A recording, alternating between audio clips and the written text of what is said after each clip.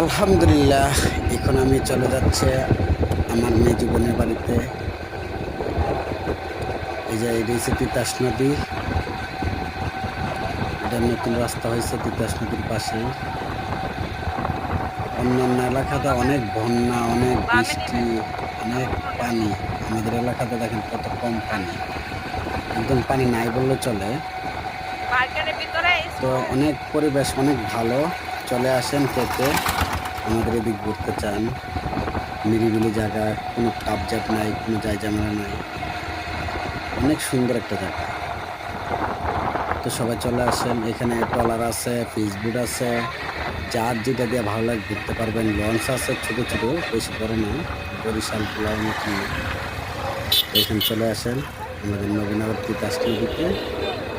তো এখন আমি চলে যাব আমার মেয়ে জীবনের বাড়িতে, যে যাইতেছি রাস্তায় আছি।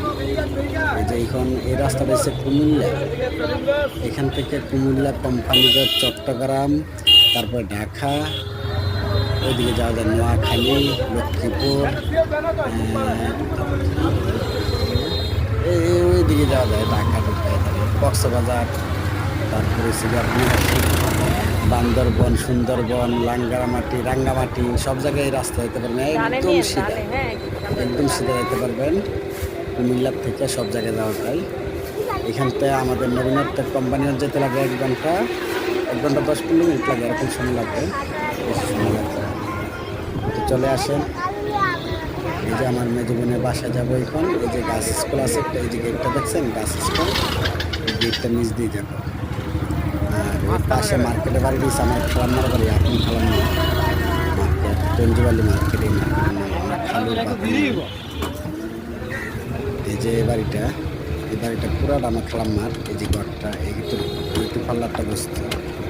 আর সামনে থেকে আমার মেজ বোনের বাড়ি, স্কুলটার সাথে, গাছ স্কুলের সাথে। যে নামবো, আমার মেজ বোনের 2টা দোকান আছে, দোকানের সামনে নাম।